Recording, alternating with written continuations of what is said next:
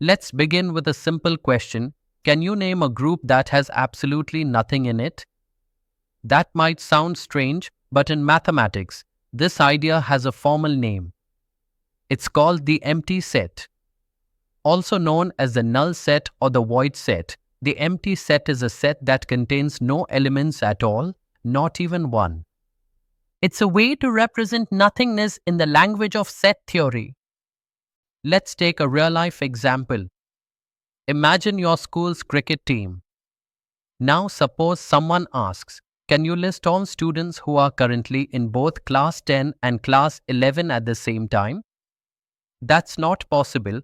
A student can't be enrolled into different classes simultaneously. If you try to form a set of such students, you'll get 0 members.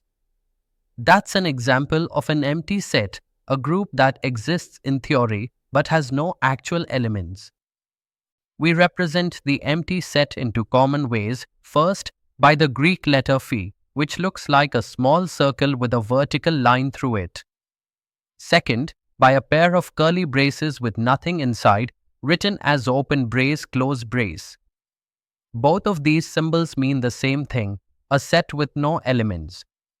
Here's a quick example. Let A be the set of natural numbers between 1 and 2. Are there any natural numbers between 1 and 2? No. So we say A equals the empty set. Let's look at a few more examples. Example 1. The set of rational numbers that satisfy the equation x squared minus 2 equals 0.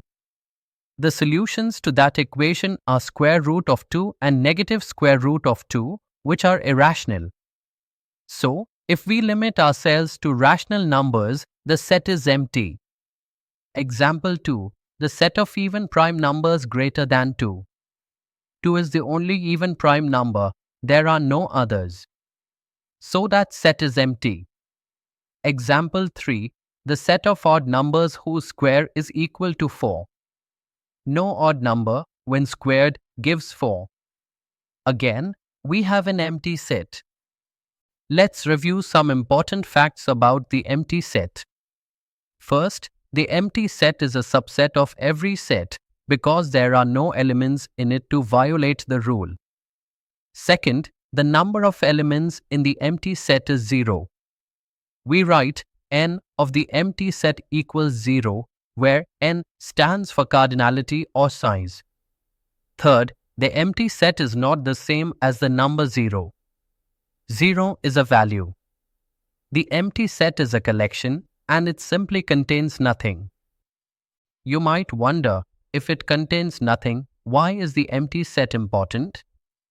Because in mathematics, the idea of nothing is incredibly powerful. The empty set helps us represent impossible situations, handle limits and boundaries, build logical frameworks and mathematical proofs. You'll find the empty set appearing in operations like intersection, complement, and even in advanced topics like topology and abstract algebra. So yes, understanding a set that contains nothing is just as important as understanding one that contains many things. Now that you understand the empty set, you're ready to explore the next idea, finite and infinite sets.